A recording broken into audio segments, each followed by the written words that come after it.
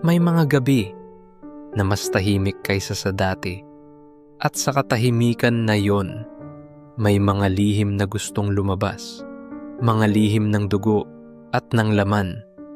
Ako si Kuya Jovi, at ito ang Ulap Noir. Sabi ng mga taga-baryo ng San Andres, Quezon, nabawasan na raw ang mga nilalang sa kanilang lugar. Noong napatay ng mga tanod ang isang lalaking tinawag nilang aswang, nahuli raw nila ito sa loob ng isang kuweba. Mahina, duguan, at parang hindi na tao ang kilos. Tinulungan pa ng kapitan, si Jeremiah de la Cruz, kasama ang ilang pulis, para ilagay ito sa lumang container truck, at sa tabing ilog, doon nila sinunog ang katawan. Pero matapos ang gabing yon, isa-isang namatay ang mga aso sa buong baryo. Huwag muna tayong magpakasiguro, sabi ng isang matandang nakakita. Baka may isa pang hindi pa nila nahahanap. Gabing-gabi na noon nang umuwi si Mika, isang kolehiya lang galing lungsod. Palaging hating gabi na siya nakakauwi dahil sa mga klase. Minsan sinasabay siya ng mga kaklase, pero ngayon mag-isa siya. Habang nasa terminal, naririnig pa rin niya ang usap-usapan tungkol sa aswang ng San Andres. Mula social media hanggang sa tindahan ng kanto, lahat takot. Mika, tawag ng isang boses. Paglingon niya, si Mang Nandro pala. Ang ama ng dati niyang kaklase, si Patricia, na matagal nang hindi pumapasok. Mag-isa ka lang, delikado ngayon, iha, sabi ni Mang Nandro habang nakasandal sa tricycle niya. Wala po akong choice. Wala si Papa, may pasok sa gabi. Kung gusto mo, ihatid na kita. Nandoon din naman ako sa dulo ng kalsada. Nagpasalamat si Mika at sumakay. Habang bumabaybay sila sa madilim na daan, napansin niyang seryoso si Mang Nandro. Iha, sabi nito, mababa ang boses. Huwag ka munang umuwing mag-isa. Hindi pa lahat ng pinto nabubuksan. Tahimik si Mika. Hindi niya alam kung anong ibig sabihin ni Mang Nandro. Pero tumimo sa isip niya ang mga salitang iyon. Pagdating nila sa tapat ng bahay, nagpasalamat si Mika at bumaba. Paglingon niya, wala na si Mang Nandro. Paglapit niya sa kanilang bakuran, napansin niyang may mga taong nakatayo sa labas ng bahay.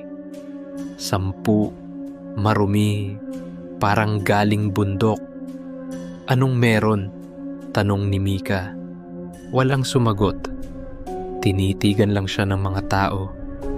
Malamig ang mga mata. Nagmadali siyang pumasok sa bahay. Sa loob, nakita niya ang ama niya, si Mang Edgar. Tahimik na umiinom ng kape. Pa, bakit ang daming tao sa labas? Hindi ko alam, sagot ni Mang Edgar, kalmado. Kanina pa sila dyan. May hinahanap daw silang natitirang aswang. Ha? Tapos ikaw, sinasabi nilang ikaw daw yung... Tumawa si Mang Edgar. Nakita lang nilang allergic ako sa bawang. Ngayon, ako na agad ang halimaw? Pa, hayaan mo na silang kausapin ko. Huwag, sabay pigil niya. Hayaan mo silang maniwala sa gusto nila. Darating ang oras, sila rin ang magbabayad. Kumalma si Mika. Nagpatuloy sila sa hapunan. Pero mula noon, hindi na siya mapakali. Ang mga gabi ng pagbabago. Lumipas ang mga araw. Lalong naging tahimik si Mang Edgar. Hindi na ito nakikisalamuha. At tuwing gabi, nawawala ito. Bumabalik lang pagsapit ng 3:00 ng madaling araw. Minsan, amoy dugo ang mga kamay niya, pero sinasabi lang niyang galing siya sa trabaho. Kinuwento ni Mika ito kay Mang Nandro na nagsimulang magduda. Iha, napansin mo bang nagbago na ang kilos ng tatay mo? Tanong nito. Tahimik si Mika. Ayaw niyang maniwala pero alam niyang may mali. Isang gabi, nagpanggap si Mika na tulog. Nang marinig niyang bumangon si Mang Edgar, agad siyang sumunod. Nakahood siya, nagtatago sa mga puno, hanggang sa nakita niyang lumiko ang ama niya sa madilim na daan, patungo sa dating kuweba kung saan daw sinunog ang aswang, pero nang humakbang siya palabas, may narinig siyang kaluskos. Paglingon niya, wala. Pagbabalik niya ng tingin sa daan, nawala si Mang Edgar. Doon nagsimulang manginig si Mika. Tumakbo siya pauwi, luhaan, hindi alam kung ano ang totoo. Kinabukasan, pinigilan siya ni Mang Edgar sa pagpasok sa paaralan. Dito ka na lang muna, Mika, sabi nito. Malamig ang boses. Marami pang nakatingin sa atin. Takot si Mika, kaya tumakas siya at nagpunta sa bahay ni Mang Nandro at Patricia. Doon siya pansamantalang tumira. 2 gabi na siyang nakikitulog doon. Habang nag-uusap sila ni Patricia, nakatanggap si Mika ng text mula sa ama.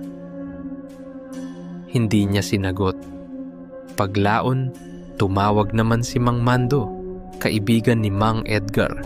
Hello, si Mika ba ito? Anak ni Edgar? Opo, bakit po? Hindi kasi sumasagot tatay mo. May lakad pa kami ngayong gabi. May pupugutan pa kami ng baboy. Napakunot noo si Mika. Ha? Ano pong trabaho yon? Tumawa si Mando sa kabilang linya. Hindi mo alam. Tatay mo, matagal nang katulong ko sa pagkatay. Pero minsan, hindi na baboy ang kinakatay namin. Nanlamig si Mika. Bago pa siya makasagot, naputol ang tawag. Lumabas siya sa bahay ni Mang Nandro. Bit-bit ang cellphone. Nanginginig. May narinig siyang kaluskos mula sa likod ng bahay. Tahimik, pero mabigat. Mika, boses ni Patricia. Pero pagharap ni Mika, iba na ang hitsura ng kaibigan. Namumula ang mga mata. At sa kamay nito, may hawak na aso. Patay, duguan. Patricia, ano yan? Ngumiti ito ng malawak. Hindi pa tapos ang gabi, Mika. Mula sa likod ni Patricia, lumabas ang isang nilalang. Malalaki ang balikat, matalas ang ngipin, at sa balat nito, pamilyar ang marka. Mika, sabi ng nilalang, mahal kita anak. Nanlaki ang mata ni Mika. Ang tinig na, yon, ang tinig ng kanyang ama. Mamang Edgar? Ngumisi ang halimaw. Madali kang maniwala anak. At bago pa siya makatakbo, sinunggaban siya ng sariling ama. Sa baryo ng San Andres, wala nang nakakita pa kay Mika. At sa bawat gabi, kapag may aso kang narinig na umuungol, sinasabing may batang umiiyak sa ilalim ng lupa, humihingi ng tulong. Pero ang sabi ng matatanda, huwag mo siyang sagutin. Baka ang boses na marinig mo ay boses ng sarili mong dugo. Ako si Kuya Jovi at ito ang Ulap Noir. Ang Aswang ng San Andres. Kung ikaw ay may kwentong katulad nito, ipadala lang sa Ulap Noir. Baka kwento mo na ang susunod naming ilahad. Ako si Jovi ng Ulap Noir. At hanggang sa muli nating pagkikita, kung magigising ka pa, subscribe for more true Pinoy horror stories tuwing gabi. sa ilalim ng ulap.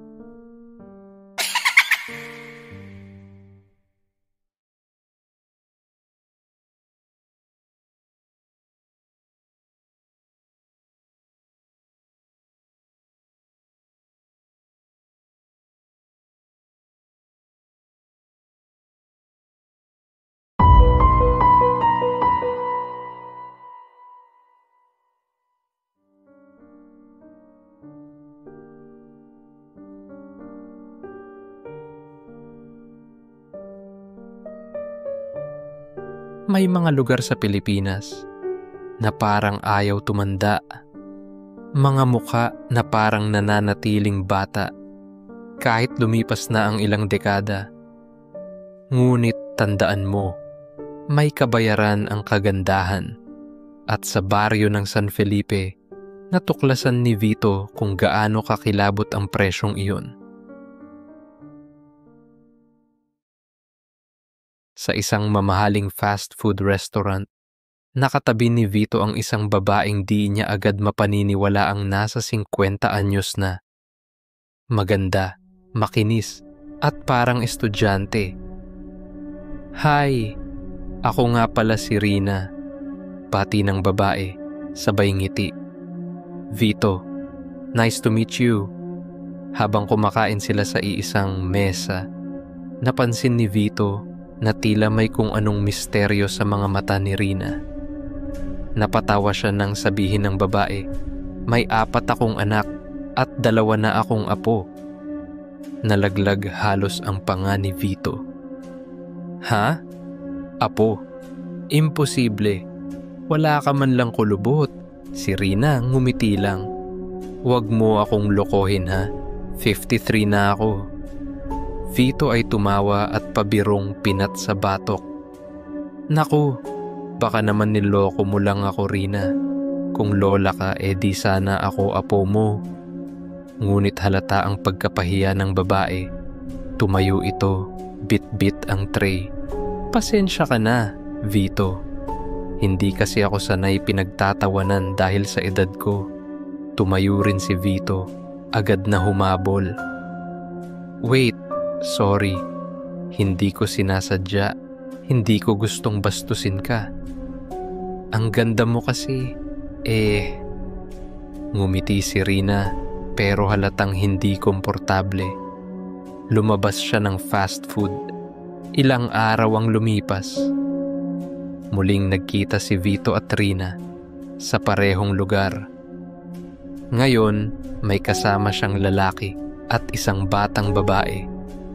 Napaisip si Vito, siguro ito na yung asawa niya at anak. Ngunit napansin niya, parang may tensyon sa pagitan ni Rina at ng lalaking kasama nito. Tahimik silang kumakain. Walang ngiti. Walang tinginan. Bakit parang may problema? Bulong ni Vito sa sarili. Hindi na siya lumapit. Pero hindi rin nawala sa isip niya ang nakita. Kinabukasan, nagkita silang muli sa fast food. Parang itinadhana na talaga silang magtagpo. "Hindi ako naniniwala sa tadhana," sabi ni Rina. "Pero parang lagi kitang nakikita ah." "Siguro gusto lang ni universe na magkaibigan tayo," biro ni Vito. Habang kumakain, naglakas loob si Vito. "By the way, nakita ko yung asawa mo nung isang araw. Kasama mo yung anak mo, 'di ba? Parang may hindi kayo pagkakaintindihan." Biglang natahimik si Rina. Matagal bago siya sumagot. "Wala akong anak, Vito. 2 lang ang apo ko. At yung lalaking nakita mo, asawa ko nga, si Celso."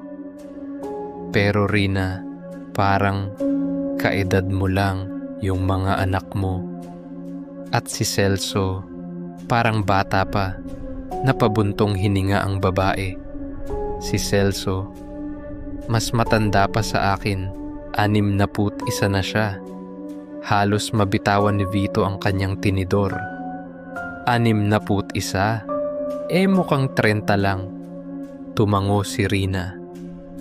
Alam ko, kasi pareho kami ng iniinom. Iniinom? Tanong ni Vito. Anong ibig mong sabihin?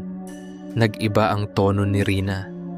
Ang baryo namin sa San Felipe, may kakaibang inumin. Ang tawag namin, katas ng kabataan. Kapag ininom mo iyon, hindi ka tatanda. Mananatiling bata ang balat, makinis at malakas ang katawan. Hindi makapaniwala si Vito. Parang elixir of youth yan, ha?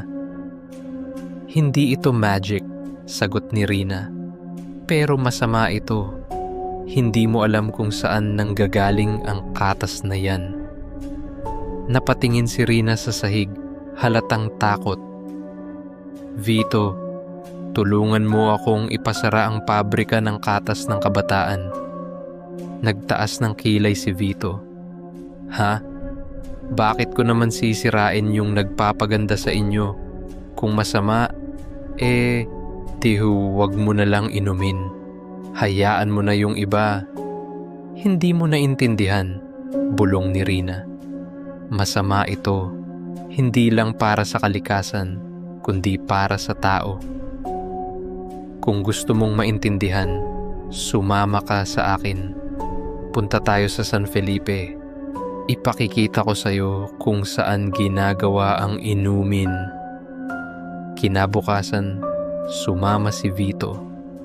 Habang binabagtas nila ang kalsada papuntang San Felipe, napansin niya agad ang kakaibang tanawin. Lahat ng tao, puro magaganda't pogi.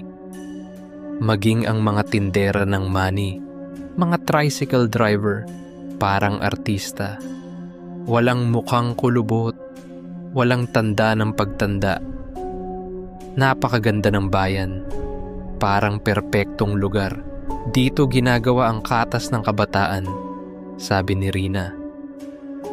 Ang ganda rito, sagot ni Vito. Hindi mo na kailangang tumigil sa pag-inom niyan. Ngumiti lang si Rina. Hindi mo pa alam ang lahat, Vito. Halika. Dinala siya ni Rina sa isang malaking bukirin. Sa gitna nito, may isang lumang gusali na may malaking windmill sa itaas. Parang lumang bodega. Diyan ginagawa ang katas, sabi ni Rina. Pagpasok nila, naamoy ni Vito ang kakaibang halimuyak. Parang asukal, pero may halong dugo. Sa loob, may malaking makinang umiikot. 2 bilog na bakal na parang trapiche ng tubo. Tarapichero ang tawag dyan, paliwanag ni Rina. Diyan pinipiga ang mga sangkap. Napangiti si Vito. Tubo nga ba ang pinipiga dyan? Kung ganyan ang sikreto ng kabataan, baka gusto ko ring subukan. Ngunit tinawag ni Rina ang 3 lalaking nasa gilid. Pakita nyo kay Vito kung paano ginagawa ang inumin. Lumapit ang 3 lalaki. Isa sa kanila may dalang mahabang pamalo. Pinatakbo nila ang makina. Umiikot ang mga gear, mabagal sa simula hanggang sa bumilis. May isang lalaking nakabalot sa kumot na hinila nila papunta sa pagitan ng mga bakal.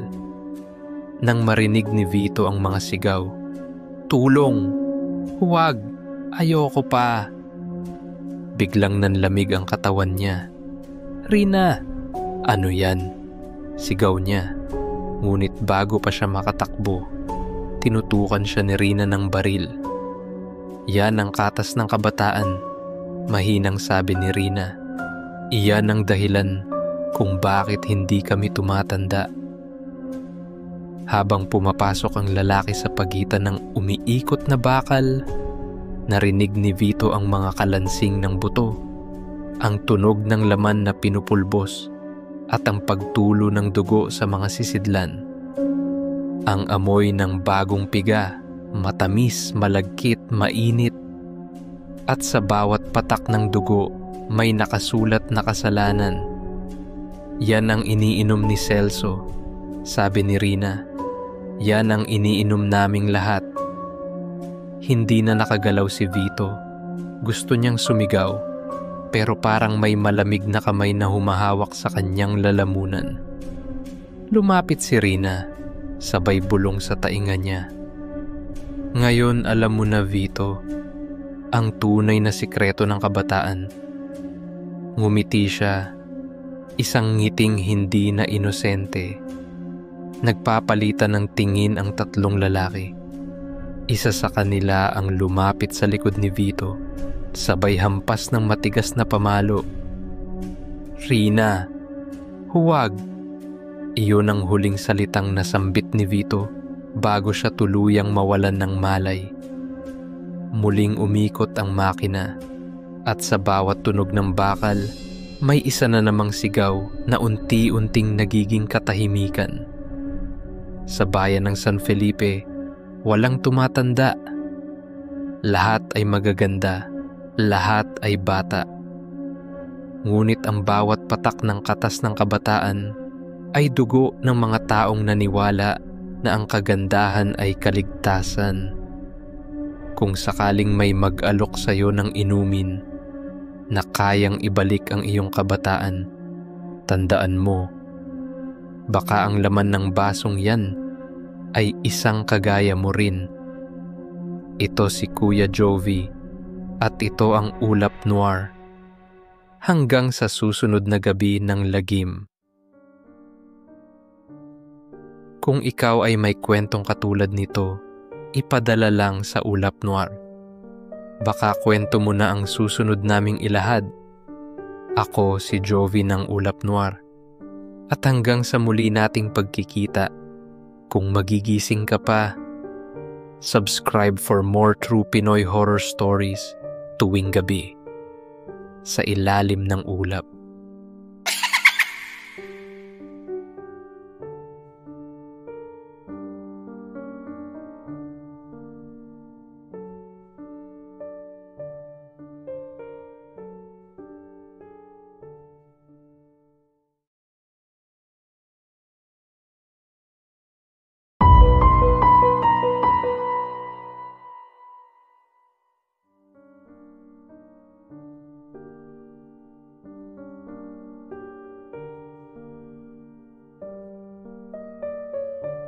Good evening, mga tagapakinig ng Ulap Noir.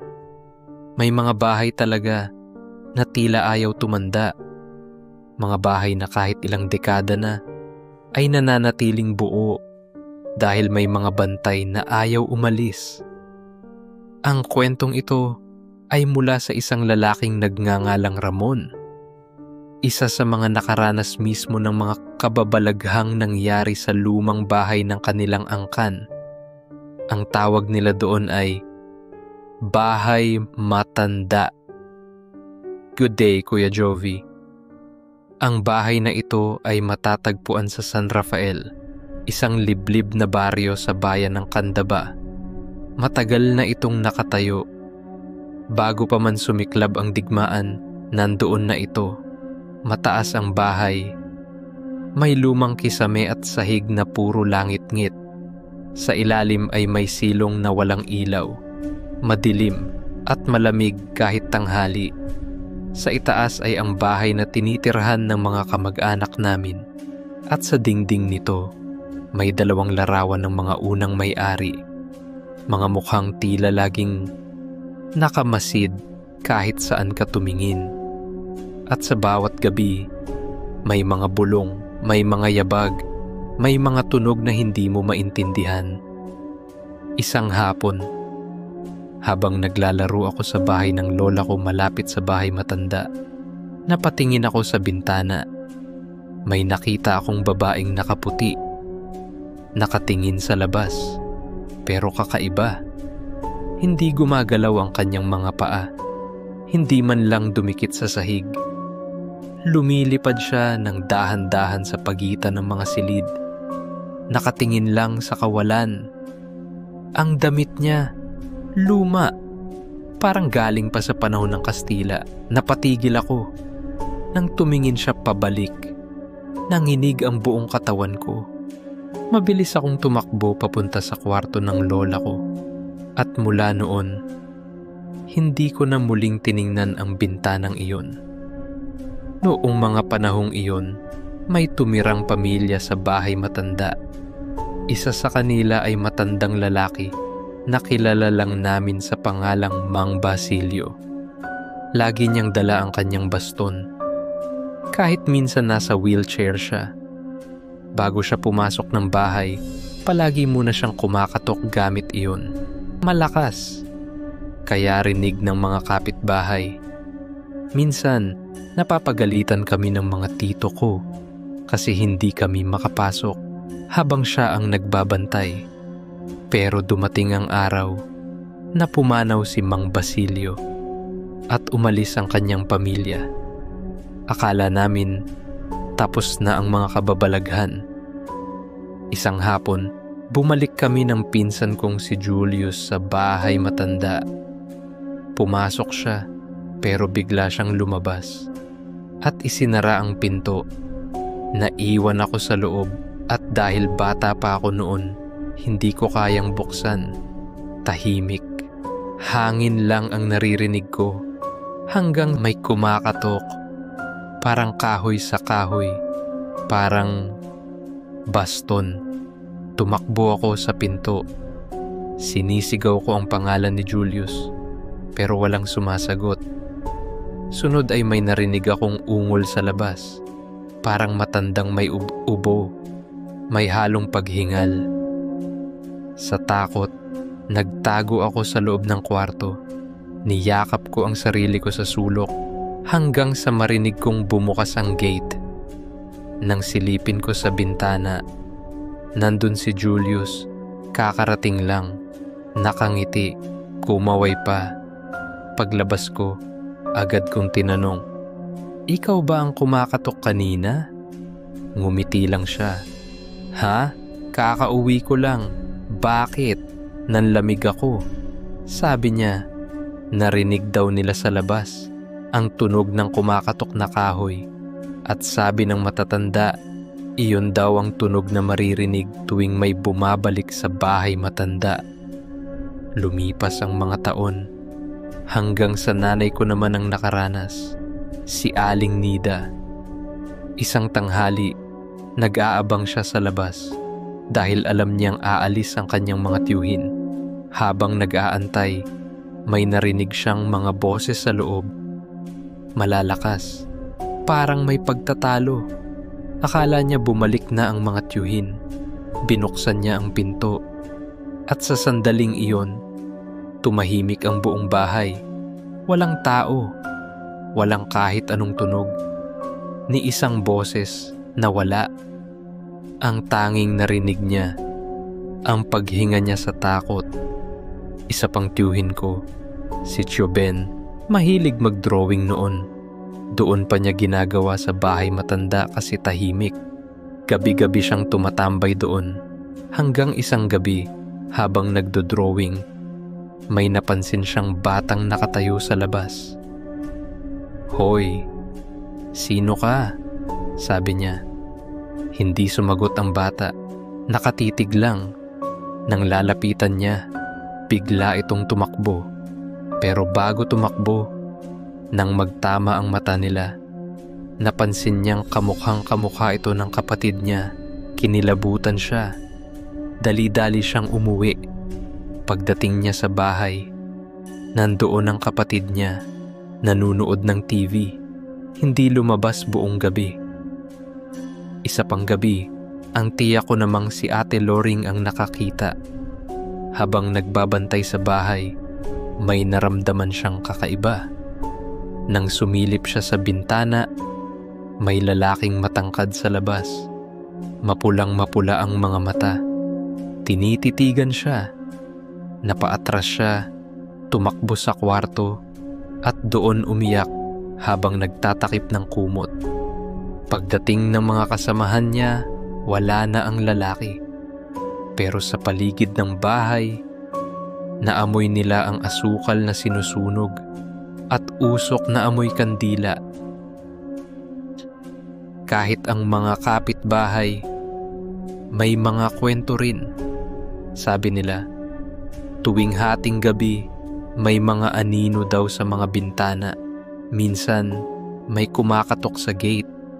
Minsan may humihingi ng tulong. Pero pag sinilip mo, walang tao. Ang sabi ng matatanda, ang mga unang nakatira sa bahay matanda ay hindi pa nakakaalis. Makalipas ang maraming taon, bumalik ako. Matanda na ako noon.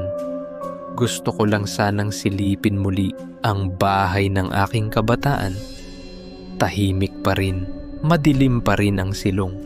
Pero napansin ko, wala na ang mga lumang larawan sa dingding. Wala na ang mga matang sumusunod sa bawat galaw mo. Pero sa ilalim ng mga iyon, may marka ng kamay sa dingding. Maliliit, malalaki, parang mga kamay na sinusubukang kumawala. Tahimik akong lumakad palabas. At bago ko tuluyang marating ang gate, T.O.K. T.O.K. T.O.K. Yung parehong tunog, parehong ritmo, parang baston ni Mang Basilio. Huminto ako, huminga ng malalim, at mula sa likod ko, isang boses na mahina ngunit malinaw, "Bumalik ka, Ramon. Hindi ka pa umaalis." Sa mga lumang bahay, hindi lahat ng nananatili ay alaala. Minsan, sila mismo ang bahay. This is Ulap Noir, and this is Bahay Matanda. Kung ikaw ay may kwentong katulad nito, ipadala lang sa Ulap Noir. Baka kwento mo na ang susunod naming ilahad. Ako si Jovi ng Ulap Noir. At hanggang sa muli nating pagkikita, kung magigising ka pa, subscribe for more true Pinoy horror stories tuwing gabi sa ilalim ng ulap.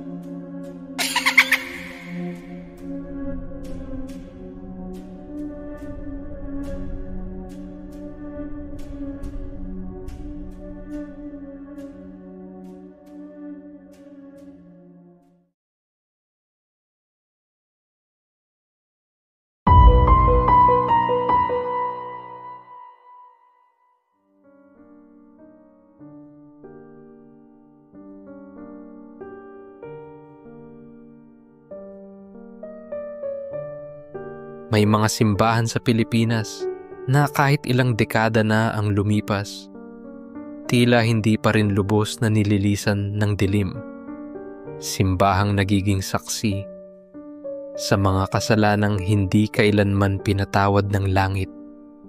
At sa tahimik na bayan ng Batangas, isang kampana ang minsang tumunog na hindi na muling tumigil. Magandang gabi sa'yo, Kuya Jovi, at sa lahat ng nakikinig ngayon dito sa Ulap Noir. Gusto ko lang ibahagi ang kwento na matagal nang kinukwento sa amin. Isang kwento ng tapang, ng pagkakaibigan, at ng sumpang bumalot sa isang simbahan. Matagal na itong nangyari. Bata pa lang ako nang marinig ko ito, pero hanggang ngayon, sariwa pa rin sa isip ko ang bawat detalye. Noong panahong iyon, may isang batang lalaki. Ang lolo ko, si Mang Elias. Maaga siyang naulila. Namatay sa aksidente ang kanyang mga magulang. At dahil wala na siyang masasandalan, napilitan siyang maghanap buhay kahit bata pa. Nagtrabaho siya sa palengke, nag-aayos ng gulay, nagbubuhat ng sako, at kapag may oras, tumutulong din siya sa simbahan bilang tagalinis. Doon niya nakilala si Padre Santiago, ang bagong pari ng kanilang bayan.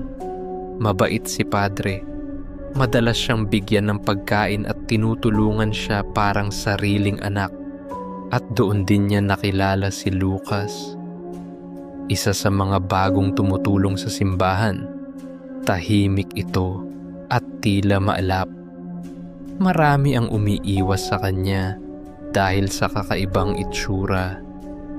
Maputla, malalim ang mga mata, at tila laging may tinatagong bigat sa dibdib. Pero kahit ganon, naging magkaibigan sila ni Mang Elias. Hindi siya natakot, bagkus ay naawa sa kanya. Lumipas ang ilang buwan, at nagsimulang mangyari ang mga bagay na nagpayanig sa buong bayan. Isa-isang natagpuan ang mga bangkay ng mga babae. Walang laman ang tiyan. Kinuha ang mga laman loob. Ang mga tao nagtakutan. Ang iba sabi, may serial killer daw sa lugar. Ang iba naman, multo raw o halimaw na galing impyerno. Pero ang pinakakakilakilabot sa lahat, may mga nagsimulang magduda kay Lucas. Kasi daw, simula nang dumating siya, doon lang nagsimula ang mga krimen. Hindi ito pinaniwalaan ni Mang Elias. Kaibigan niya si Lucas, mabait ito, at walang kakayahang manakit ng kahit sino. Pero habang tumatagal, lumalala ang galit ng mga tao. Pinandidirihan si Lucas, binabato, tinataboy sa merkado, hanggang sa halos wala nang gustong kumausap sa kanya. Tanging si Padre Santiago at si Mang Elias na lang ang nasa tabi niya. Isang gabi, may isa na namang biktimang natagpuan. Pero ngayon, anak ng isang mataas na opisyal sa bayan. Galit na galit ang pamilya. Ginamit nila ang kanilang kapangyarihan para wasakin ang simbahan. At ipakalat na ang demonyo raw ay nasa loob mismo ng bahay ng Diyos. Ang lahat ng sisi napunta kay Padre Santiago dahil siya ang pinuno ng simbahan. Siya ang dapat managot, sabi nila. Pero si Padre Santiago, matalino at matatag. Hindi siya natakot kahit tinutuligsa ng mga tao. Ang tanging sinabi niya, walang kasalanan si Lucas at walang demonyo sa tahanan ng Diyos. Lumipas ang mga linggo. Naglagay ng mga pulis sa paligid ng simbahan. May mga nagrorondang bantay gabi-gabi. At matapos ang 2 buwan, tumigil ang mga patayan. Tahimik na muli ang bayan. Pero kakaiba ang katahimikang iyon. Parang bago ang bagyo. 1 linggo ng umaga. Handa na sana ang lahat para sa misa. Ngunit sa halip na kampanang nagsisimula ng dasal, isang malakas at sunod-sunod na tunog ang nagmula sa kampanaryo. Tunog na tila sinasabayan ng sigaw at pagdaing ng isang nilalang na nagdurusa. Nagmadaling pumunta si Mang Elias sa likod ng simbahan. Hinahanap si Padre Santiago. Wala siya sa opisina. Wala rin sa kwarto. Pumunta siya sa silid ni Lucas, pero wala rin ito roon. Ang mas nakakatakot, may nakita siyang mga kadena at lubid na halos maputol at napunit. Parang may nakatali roon, na pinilit kumawala. Nang marinig niyang muli ang kampana, mabilis siyang umakyat sa hagdan ng kampanaryo. Amoy dugo na ang paligid, at sa daan may mga patak ng dugo. Bago pa lang ang ilan, pero ang iba ay tila luma na, maitim at natuyo. Kinilabutan siya. Alam niyang dugo iyon, dahil dati siyang nagkakatay ng baboy at baka sa palengke. Pag-akyat niya sa itaas, naamoy niya ang matinding amoy ng sunog na laman. At saka niya nakita ang mga lamang loob na nakakalat sa sahig, hindi na malaman kung sa tao o sa hayop. At doon niya narinig ang tinig ni Padre Santiago. Sa ngalan ng Panginoon, alisin mo ang demonyo sa katawan ng inosenteng ito. Tumakbo si Mang Elias papunta sa pinanggagalingan ng boses. Pagdating niya roon, nakita niya ang 10 bangkay na nakahandusay. Walang laman ang tiyan, putol-putol ang katawan at sa gitna nila, si Padre Santiago hawak ang isang bakal na krus. Habang nasa harap niya, ang nilalang na minsang naging kaibigan nila, si Lucas. Pero hindi na ito tao. Baluktot ang katawan, namumula ang mga mata, at sa likod nito may malaking butas, parang pinaghugutan ng laman loob. "Huwag mo siyang sasaktan," sigaw ni Mang Elias. Pero tumingin lang si Padre Santiago at sumigaw, "Lucas, tama na." Sa isang iglap, umatake ang nilalang. Malakas, mabilis, at parang gutom na gutom. Buti na lang nasalo ni Mang Elias ang pag-atake. Inihampas niya ang katawan ng halimaw at sa lupa, nakita niyang bumagsak ang krus ni Padre Santiago. Ang krus na bakal, may marka ng dugo. Patuloy ang pari sa pagdasal ng Latin. At sa bawat salita, nanginginig si Lucas. Parang sinusunog ng liwanag ang kanyang balat. Ilang sandali pa, bumagsak ang katawan nito at tuluyang hindi na gumalaw. Lumapit si Padre Santiago, nanginginig at umiiyak. "Patawarin mo ako, kaibigan." Ang tanging nasabi niya bago siya mawalan ng malay. Doon nalaman ni Mang Elias na bago pa mangyari ang gabing iyon, matagal nang ipinagtapat ni Lucas kay Padre Santiago na may kakaiba siyang nararamdaman. Tuwing gabi, tila may tinig na bumubulong sa kanya. Tinig na naguutos na kumain ng laman. Tinig na nagsasabi na siya raw ay hindi tao, kaya siya nagpalagay ng mga kadena. At nakiusap kay Padre Santiago na itali siya kapag dumating muli ang gabi. Dahil ayaw niyang may masaktan, pero huli na ang lahat. Kinain ng dilim si Lucas. At dinala nito ang simbahan sa kasaysayan ng takot ng buong bayan. Simula noon, nilipat si Padre Santiago sa ibang parokya at tuluyang nanahimik ang bayan. Wala nang patayan, wala nang bangkay, pero hanggang ngayon, may mga nagsasabing kapag 12:00 ng gabi, tumutunog pa rin ang kampana ng simbahan. Walang humahawak, walang tao sa taas. Ngunit malinaw na malinaw ang tunog nito. Tila paalala ng isang nilalang na minsan ay nagdusa sa loob ng bahay ng Diyos. Para sa akin, ang mundong ginagalawan natin ay puno ng mga bagay na hindi kayang ipaliwanag. Minsan, ang dilim ay hindi nagmumula sa labas, kundi sa loob mismo ng mga taong inaakala nating banal. Kaya, manatili tayong tapat sa pananampalataya at huwag mawawala ang pananalig sa liwanag. Maraming salamat, Kuya Jovi, at sa Ulap Noir. Sana ay hindi ninyo makalimutan ang kwento ng aking lolo at ng kampanerong demonyo. Kung ikaw ay may kwentong katulad nito, ipadala lang sa Ulap Noir. Baka kwento mo na ang susunod naming ilahad. Ako si Jovi ng Ulap Noir.